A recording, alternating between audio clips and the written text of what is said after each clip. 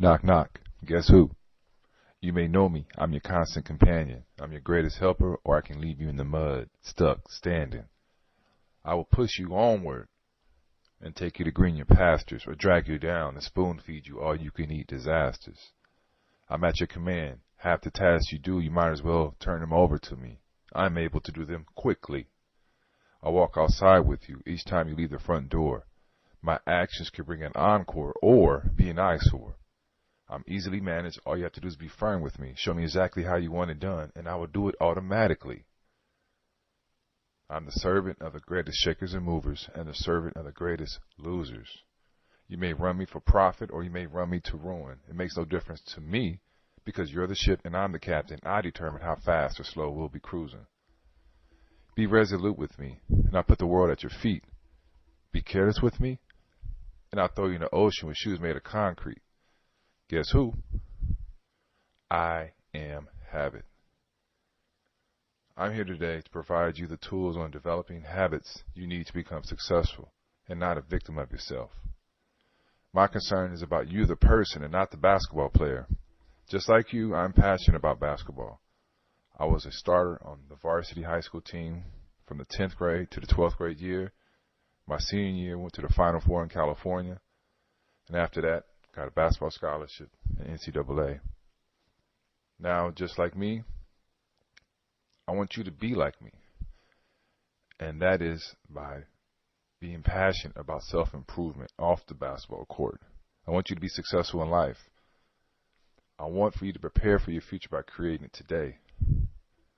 I don't want you to foul out in the game of life. I once read, if you were to die, what one lesson you would pass on to your friends and family?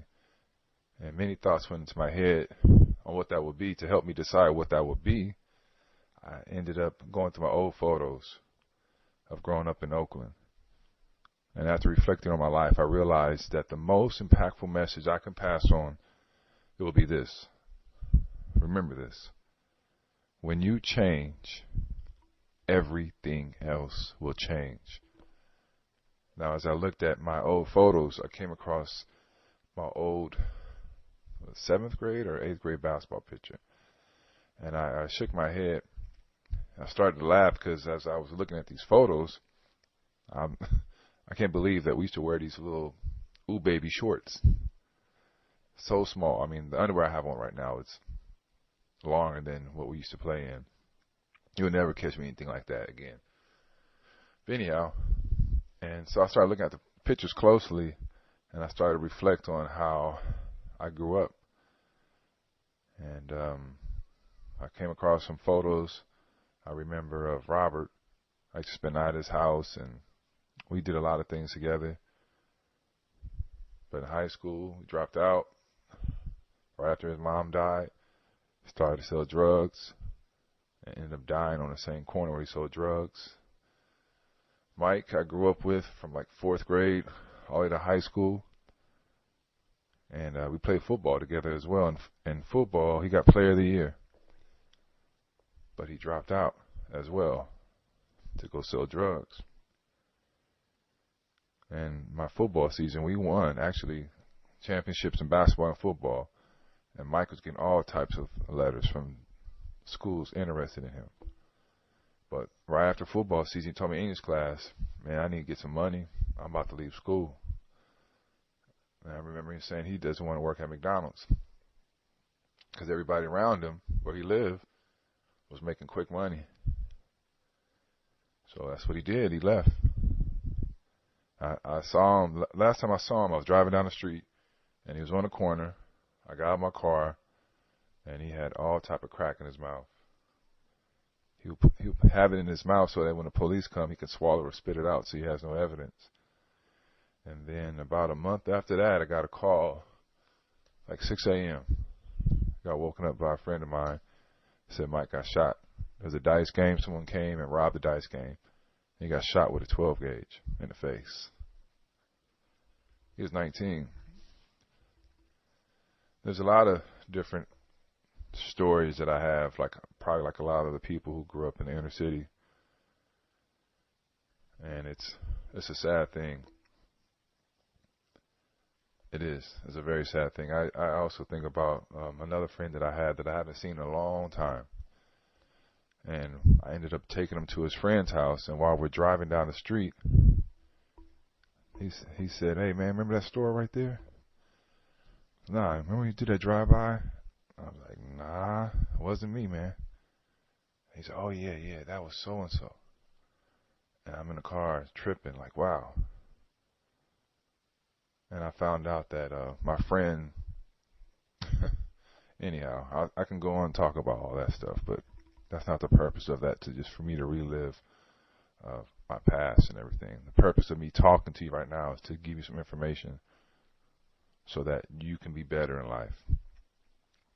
So what happened to me? Why am I here even speaking to you? Well, I'm going to tell you. It's when you change, everything else will change. For me personally, I changed so much that I started my own company, and I ended up writing a book called Basketball to Success: How to Be the Prepared Student Athlete and Not Foul Out in the Game of Life. Growing up, I never went to bookstores. I never read. But as I said, when I changed, everything else changed. I'm an author now. Well, never thought about it. Never said, hey, I never had a goal of writing a book. But things changed. And then when they happened, I changed along with it. I want to tell you a unique story. I bought an autobiography by this guy named Lakes and Kyra. He was from Africa, and he was so serious about learning and growing, and that he reached success because when he changed, everything else changed. He was so hungry for American college education that he walked 2,500 miles from his village looking for an opportunity to go to college. Yes, you heard me, 2,500 miles. That is like walking from San Francisco to Atlanta. He said both his parents couldn't write their own names. They could not count past 20. The school that he went to cost 6 pennies. His parents had to save to get that money. That's how broke they were. At school, there were no pens, no paper, no books. They did their homework. They did all their work by using their finger on the ground, right in the dirt. Lakeson didn't like going to school. He tried to quit, but his parents made him go because of the money that they invested. And over time, he had opportunity when he got to high school to get a scholarship, which is about 200 miles away from where he grew up in his village. In that school, he had a uniform, and that uniform had a badge on it that said, "I will try." And "I will try" is actually the name of his autobiography. So putting the school's "I will try" motto, the slogan, to action, he discovered that education was his way out of poverty. He read every book that he could find about America.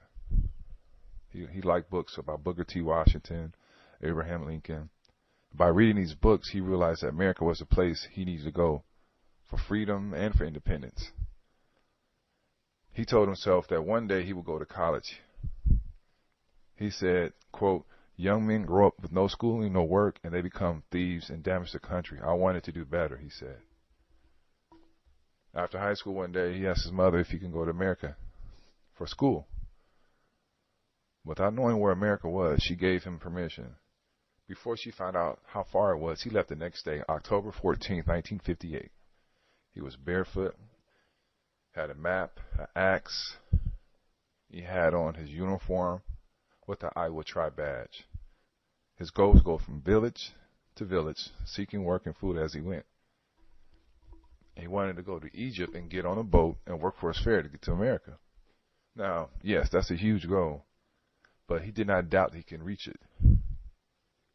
When he left, he said that the American continent for him was no more than a legend heard by someone who had heard about it from someone else.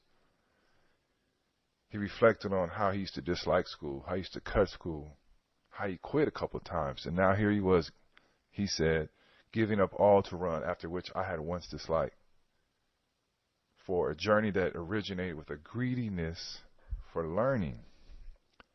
You see, once again, when he changed, everything else changed. Now on his journey, of course he got scared. He was worried a lot of the times. But in that process, he kept reminding himself of the stories he read about in those books. And he vowed to keep his dream, his vision of where he wanted to be. Kept it in his forefront. For 1 year, he just continued to go from village to village through dry seasons, hot seasons, jungles. There's a lot of animals, in Africa. Wild animals, hyenas, lions. And not only that, not everyone speaks the same language. So think about trying to communicate to people, trying to work. But somehow he found a way. Looking for a place to sleep at night, looking for food. Throughout those hardships, he would always repeat what was on his shirt. I will try, I will try, I will try. 2 months after leaving, he said this, quote, "It was Christmas. People were rejoicing, but I was thinking of my trip and America. I will get there. I said maybe 2 years, 3, 4, or 5, but I will get there." He had a huge resolve to get there. Now, this part I'm about to read to you is actually, I have to read it verbatim. I can't paraphrase it because it's powerful.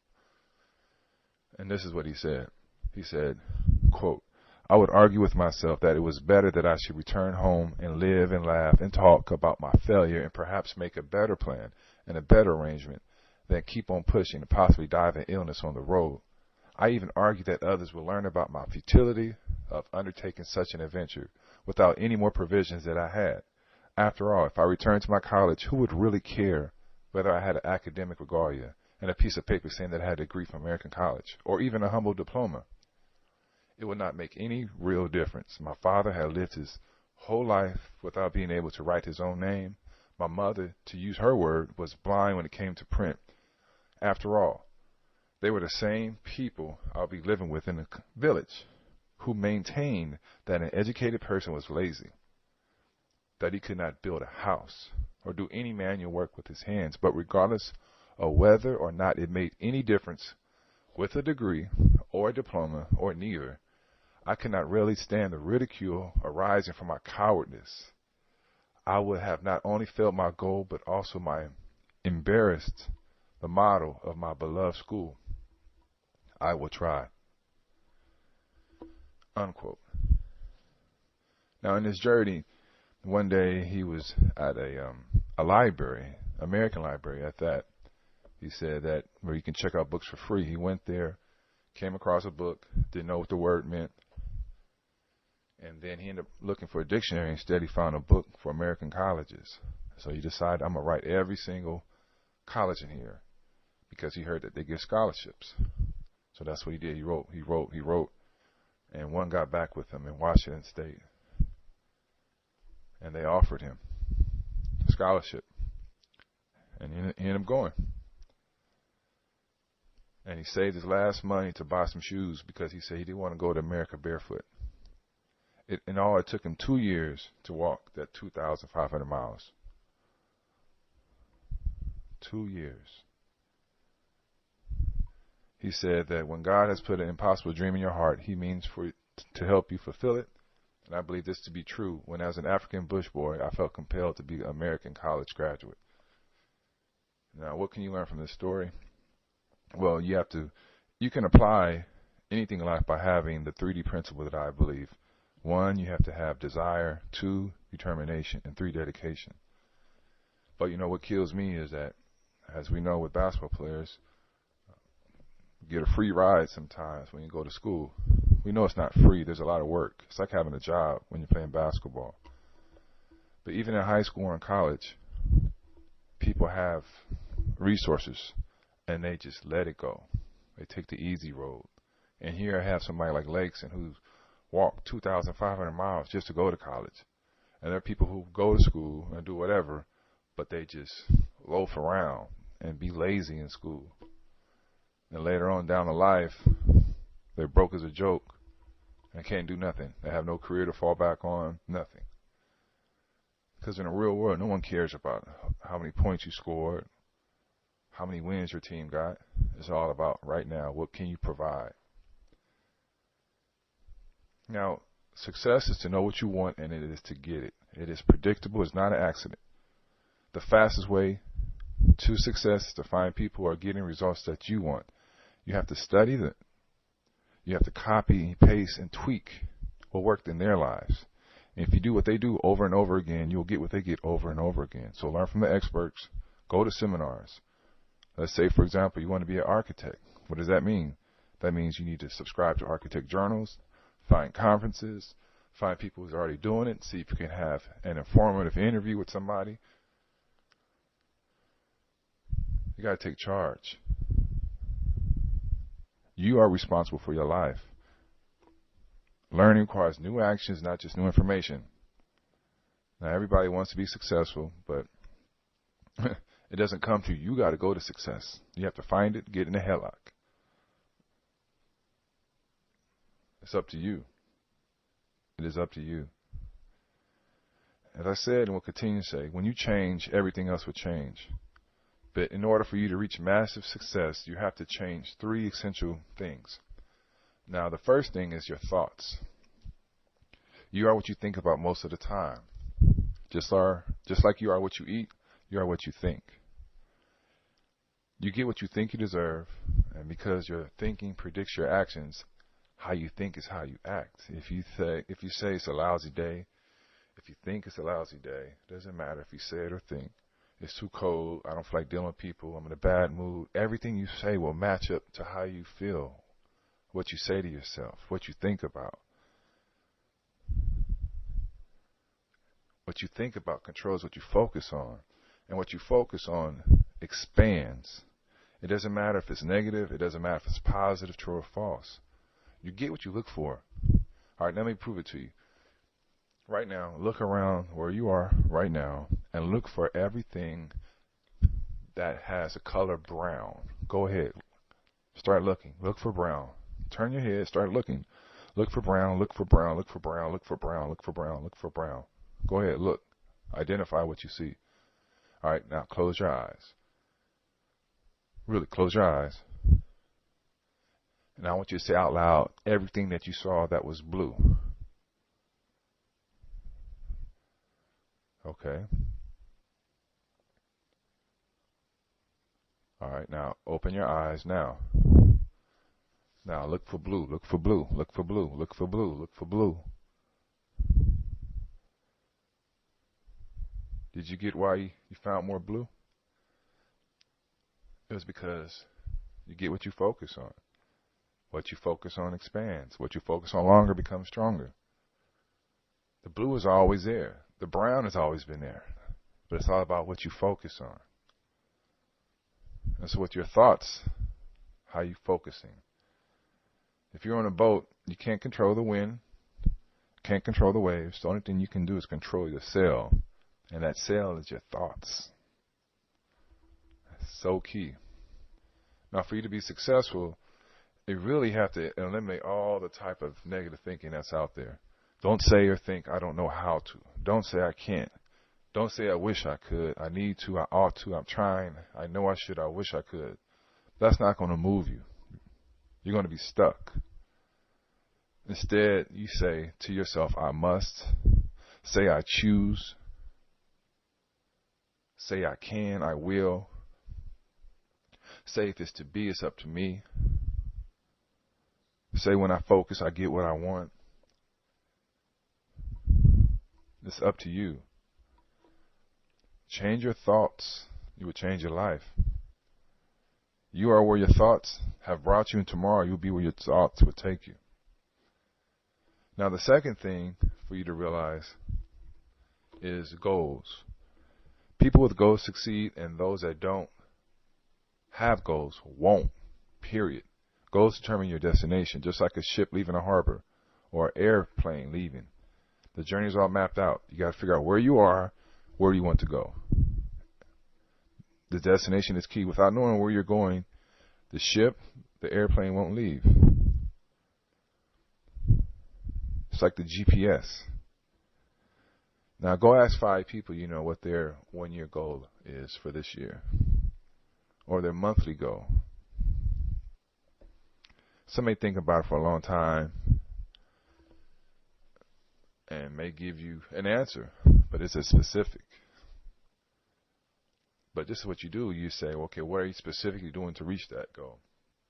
If someone were to ask you right now, what is your goal? What's your goal? And what are you doing to reach that goal? Now, if you can recite it on the spot, that shows that you're serious. So if I were able to wake you up 2 a.m, say, hey, what's your goal? What's your goal? What's your goal for this year? What's your goal for this year? You should be able to spit it out effortlessly. Your goals are the blueprint for your life. They are the preview of your life's coming attractions.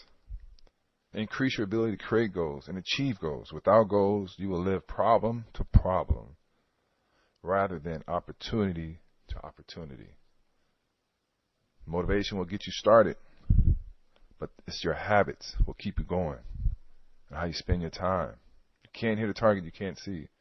If you don't know where you're going, any road will get you there.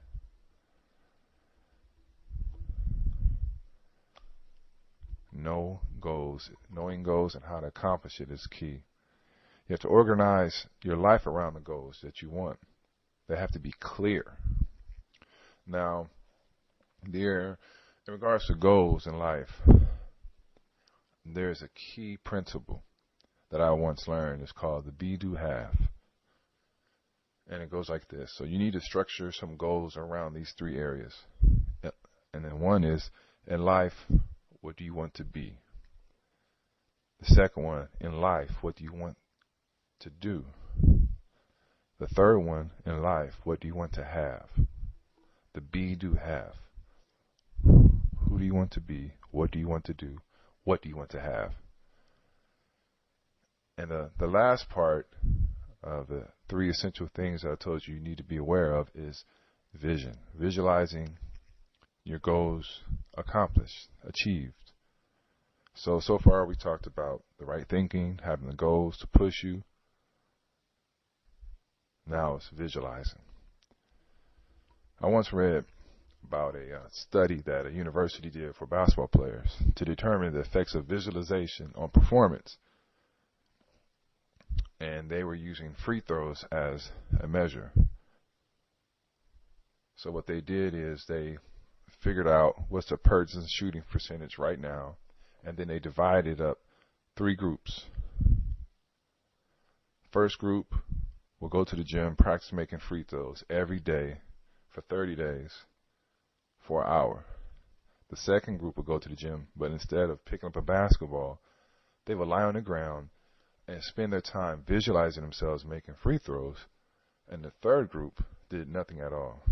30 days later, the results came in. And as expected, the group that did not practice visualizing, they did not practice shooting, saw no improvement. And the group that did actually practice every day improved 24%.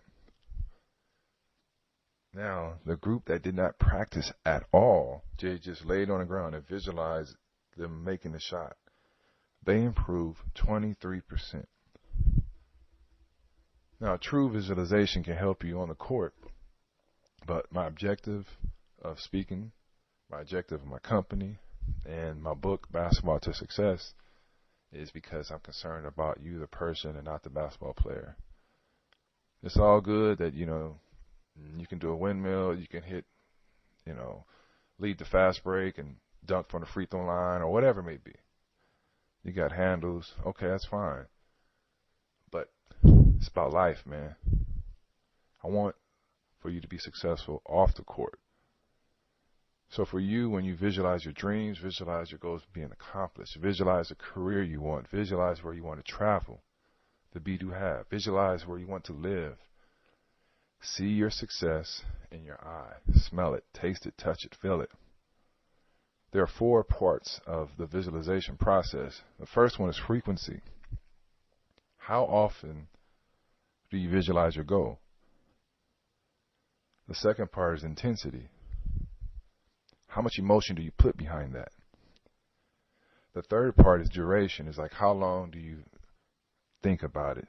How long is that mental picture in your head? You think about it 3 minutes, 3 seconds. And the last part is vividness.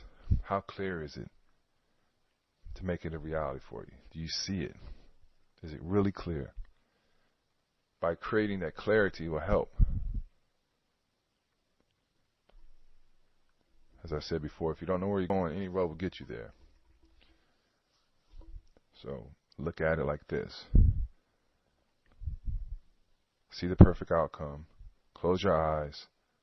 Say what it's going to do for you. Believe it's going to work out for you. Get the feeling that it's there for you.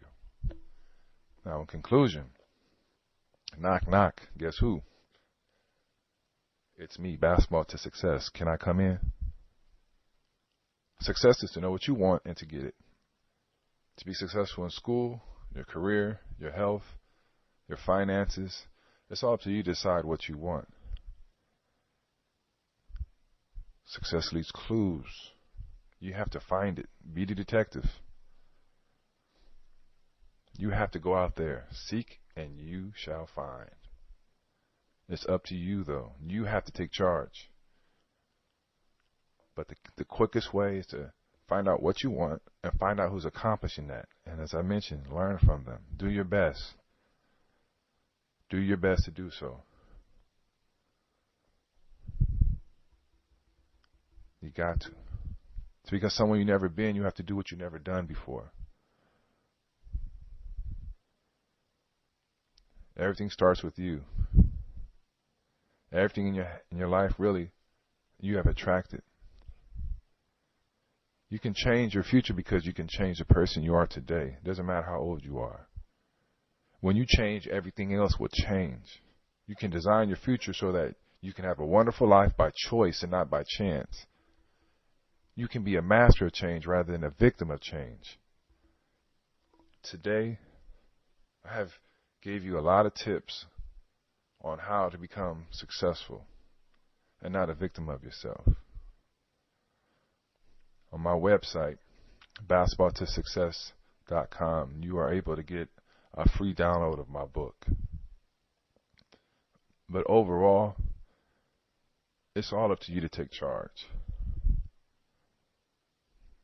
You can't pay anyone to do push-ups for you. You can't pay anyone to exercise for you. It's up to you.